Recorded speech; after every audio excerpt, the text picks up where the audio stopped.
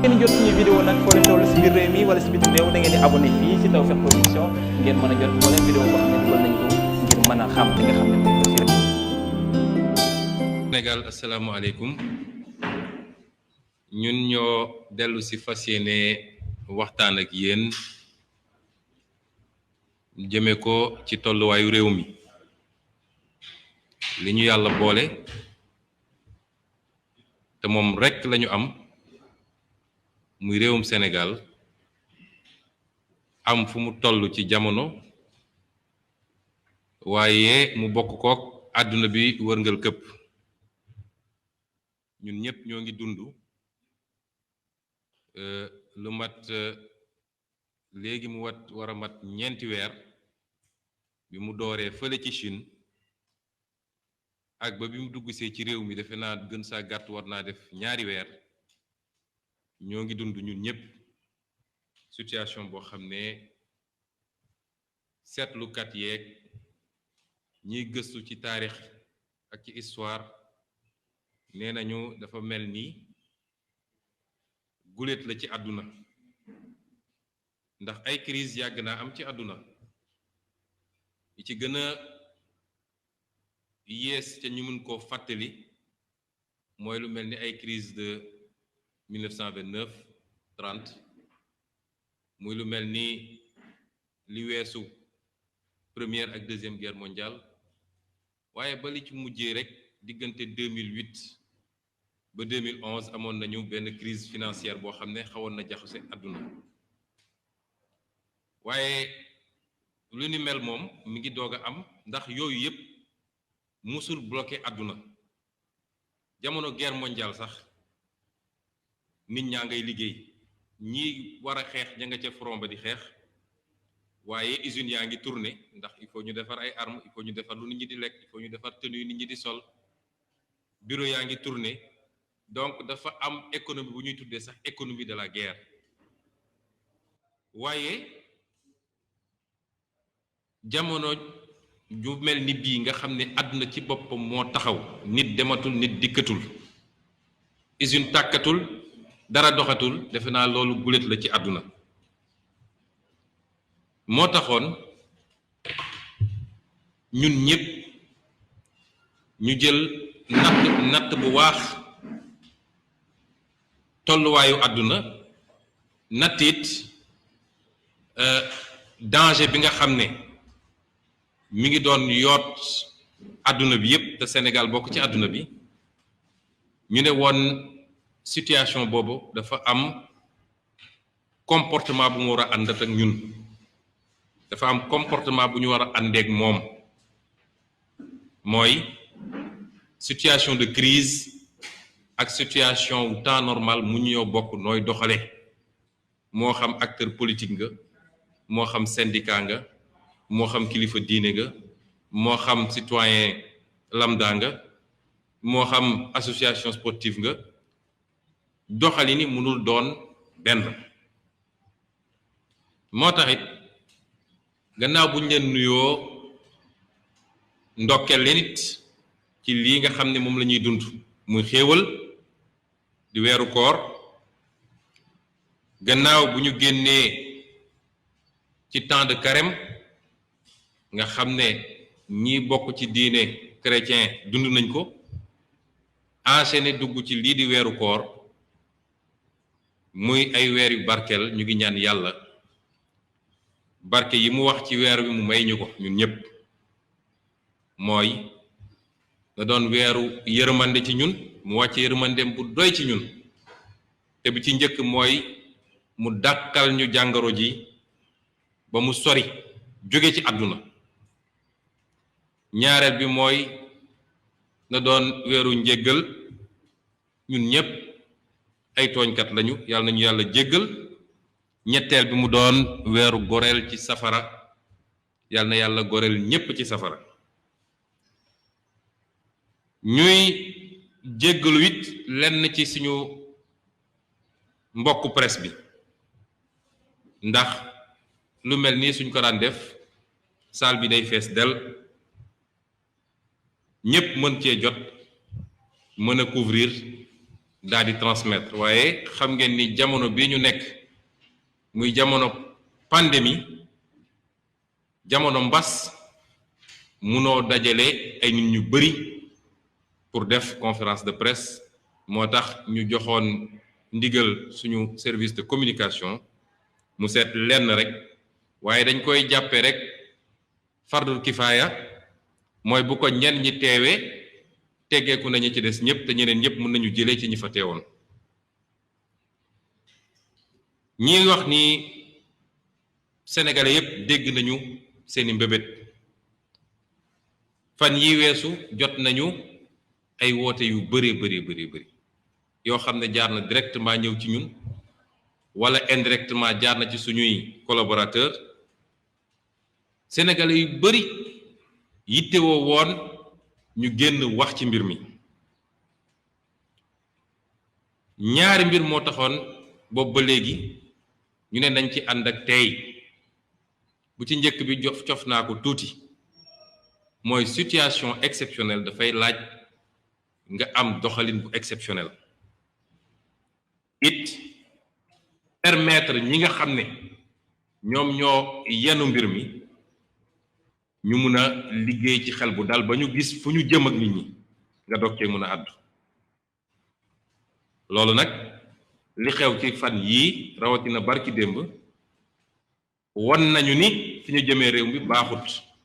moo tax ñu ne wax dafa jot ñaareel bi taxoon ñu noppi boobu ba léegi mooy dañu jàpp ne la ñu waroon def ci jamono def nañ ko ndax bi mbir mi ne këtt ne jonn dañ ñoo woone dañ ñoo bëgg a consulter bu dul woon lii wala bu doon ci yeneen circonstances yu bokkul ak lii biir na sénégalais gu ne ni ñun ñii duñu dem taxaw palais ndax amuñu fa yitte may feddali ni dañoo mës a wax ni ñun defuñu opposition personnelle amuñu noon ci langue politique gi opposition idée la ñuy def dañoo àndul ak Macky Sall ci ni mu yore réew mi ak fi mu jëmale réew mi moo taxoon dañoo mës a wax ni demuñu toog ak moom parce que amuñu lu ñu war a wax ak moom lu dul su dee réew mi gis nañ ni danger am na fi loola waraloon bi ñu wootee dialogue national ñu ne leen ñëwuñu fa ndax amul lu ko justifier génn nañu élection bal tàkkul coow amul manifestation amul kii génn nee na moo gañe am na 58% ñu ne ko état baa ngi nii budget ngi nii administration ngi nii diplomatie ngi nii demal nga wane sa mënin nga def sa programme ñun ñu dem opposé wu kon ñun dañoo logique dañoo am cohérence ci li ñuy def bi ñu demee ba gis mbas mi ñëw ñu xam ni lii nag danger la moo tax keroog bi ñu woowee teewe nañ fa ànd ak nag bañ fay dem xamoon amul dara luñ fa doon xaare loo xam ne lu sérieux la dara waaye contexte bi ñu tolloon ku ñu woon nga ne dew ma sénégalais ci boppam ñoo dul comprendre nga bañ a dem waaye amul dara luñ fa doon xaare ndax jikkoog boroom lu kenn mënul far la ñu dem ca bañ ca génne it bokk nañ ci ñu néew ñi fa dugg génn ne ñun duñu joxe carte blanche parce que profito ci yu mel nii tiital sénégalais yi tiital leen ba ñëpp dugg ne wiiw carte blanche lu waa ji wax ñu ne gongo lu mu andi ñu ne nañu wote ñun bañ fa génnee yéen a ngi fàttaliku foofu la ñu taxaw ci perrongu présidence ne li ñu gis dalul suñu xel ndax bañ fay dem dañ faa dem yóbbu fa suñuy laajte yu leer nañ ba ñu demee amuñu tontu ya yenn it nga xam ne annoncé woon na ko ci discours bi mu defoon la veille ñu wax ci ni lii ak lii ak lii d'accorduñu ci jàpp nañ ni du lii lañu war a def moom it luñ ñu digoon foofu mooy bi ñu laajee ñu présenter ñu un programme détaillé chiffré ligne par ligne rubrique par rubrique dañ ñu ne ministre yaa ngi cay liggéey bu soobee yàlla fii ak ajjuma di ngeen ci jot ba tey ba sànq jotuñu ci kon ñun jàppoon nañ ne la ñu waroon def ci jamono jooju def nañ ko ñu doxaat tuuti présenté wu ñu programme waxuñu ñu lu ñu bëgg a def ak fi ñu bëgg a jëmee ñu ne dañuy saisir assemblée nationale pour mu joxe loi d'habilitation boo xam ne normalement situation de guerre rek la ko constitution bi prévoir loolu bi mu amee it Sénégal yépp seede nañ ni bind naa li may bind ne man de en tant que député donte ci ni ñuy fonctionner fexe nañu ba ñun duñu mën a teew assemblée nationale man Ousmane Sonko voté wu ma plein pouvoir bu ñuy jox Macky Sall mu def lu ko neex ndax lu ñu joxul Donald Trump te tey Amérique moom moo gën a garaawle fuuf Sénégal joxuñu ko président français Macron joxuñu ko Angela Merkel joxuñu ko Italie joxuñu ko Espagne foo xam ne tey nit ñi ngi faatu par milliers joxuñu leen loolu lan moo waral ñu war koo jox Macky Sall fii Sénégal def naa àdduna ba mu daj ñaari régime wala ñett ñoo réclamer loolu ñu ne leen d'accorduñ ci suñu baat ci kaw te bokk nañ ci ñu néew ñu ko bañoon tamit lii mbokk yi moo taxoon ñu ne la ñu waroon def nañ ko gannaaw loolu nag nañu toog taaxirlu seetaan jël suñuy not xool li nit ñi di def xool fi ñu jëm bu wax jotaate dinañu wax bu soobee yàlla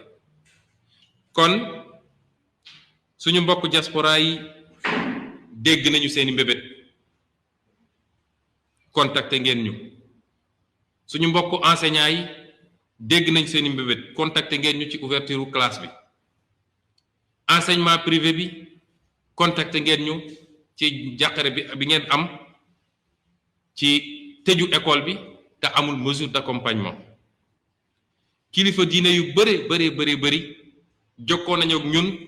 wax seen jaaxle ci lépp lu jëm ci tëjum jàkka ak tëjum juma ak ñeneen Sénégal yu bëri woo nañ ñu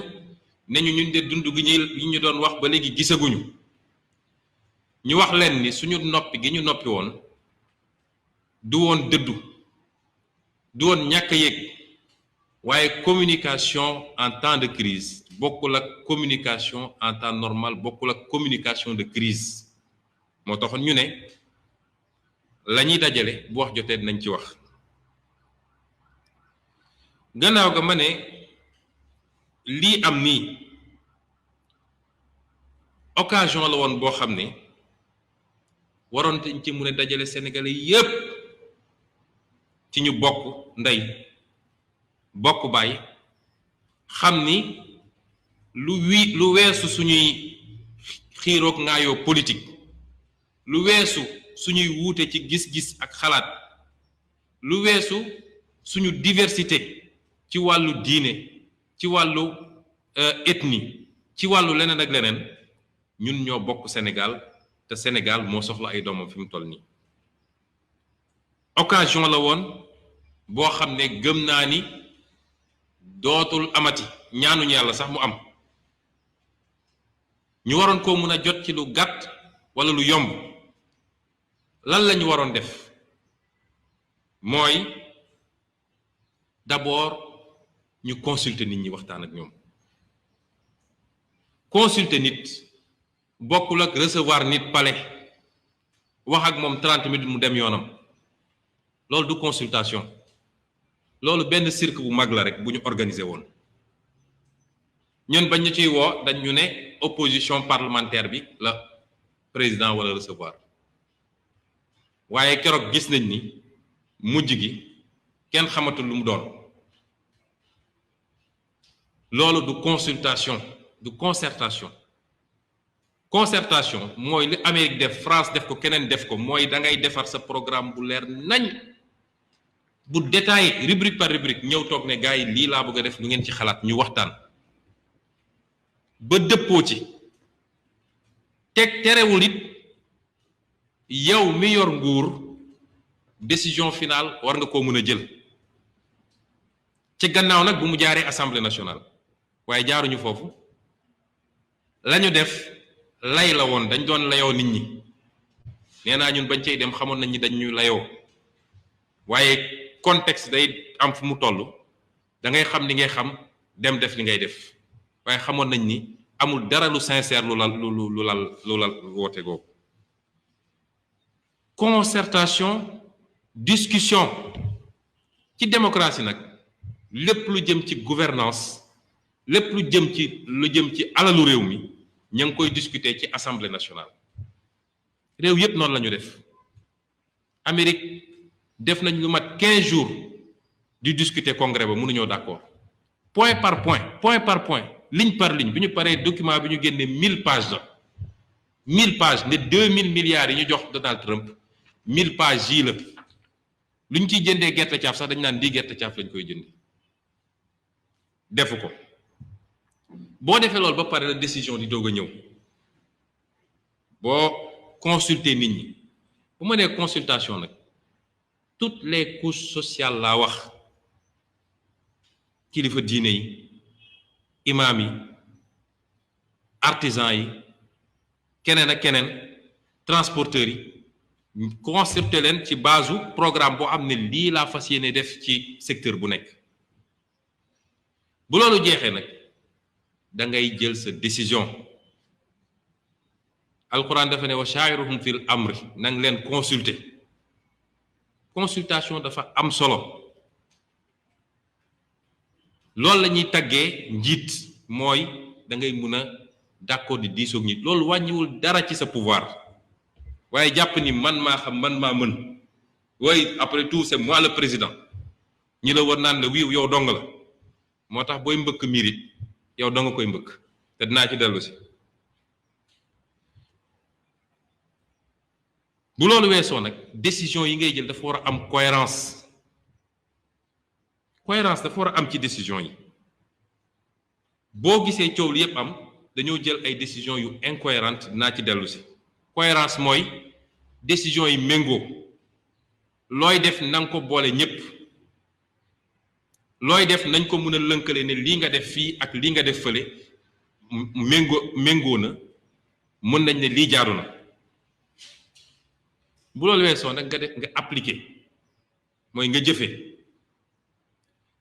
gi bu doon jaar na yoon, li ma wax ni yépp suñ ko defoon niñ ko war a defee, soxlawul tey naan day teg ay comité de suivi. parce que bu ñu arrêté li ñuy arrêté ba jaarale ko def loi de finances rectificative, assemblée nationale voté ko, administration moo koy appliquer, les corps de contrôle vérifier ndax niñ ko appliqué baax na. soxla woo di dajale ay nit naan société civile ñëwal fii, parti politique ñëwal fii. Un parti politique n'est pas un exécutant de l'État. Parti politique ci sottante xalaat nga koy laaj, waaye su desee lu du exécution, c'est l'administration qui exécute, que ce soit l'administration civile wala l'administration militaire. moo tax kilifa politique doo nangu ñu lay dugal ci yooyu nga dem naan maay contrôler ñaata kilo ceeb la ñu joxe, ñaata litre diwlin la ñu joxe. loolu du rôlu kilifa politique. ñàkk a wekk mooy tax ñu naan kilifa politique ñëwal di compter pepp ceeb bi. application boobu it dafa war a ànd ak transparence, mooy mbir mi jaar yoon, leer, parce que xaalisu askan wi la te dërëm gu ne war nañoo xam fan la dugg, 15 gu ne war nañu xam fan la dugg, te yooyu yëpp naa ci dellu si. transparence boobu it dafa war a ànd ak communication, di wax ak askan wi. di wax ak askan wi ci mbir mi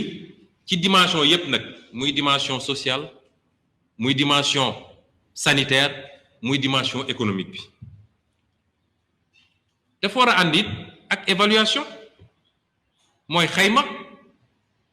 soo jëlee ay décision ne fii laa bëgg a jëm, balaa ngay dox ba si yàgg nga ne changé na xanaa di nga xayma ba ne décision yi ma jëloon lii moo ci baaxul lii moo ci baax ba tax ma war a ba changé waaye xëy rek ne changé na à 380 degrés te kenn évalué wul li nga jotoon a def problème am na. évaluation boobu nag moo mën a andi enfin li ñuy wax réajustement mooy defaraat mooy xoolaat nuñ koy rectifier lii nag introduction la woon pour ñu gën a xam la may wax lu mu doon lii dañ koo defut safaan wala ñu def moo tax mu andi ñu fii ñu nekk nii ole ñu def loolu li ci njëkk mooy dañoo def li tubaab di wax cavalier seul mooy dañoo xëy génne seen décision def seen répartition li war a dem ci ceeb li war a dem ci diwlin li war a dem ci ay garab ak leneen amul kenn kuñ ci waxtaana ngeen jot suñu vidéo nag foo leen toll si biir réew mi wala si bitim réew da ngeen di abonné fii si Tawfekh Production ngeen mën a jot moo leen vidéo boo xam ne dugal nañ ko ngir mën a xam li nga xam ne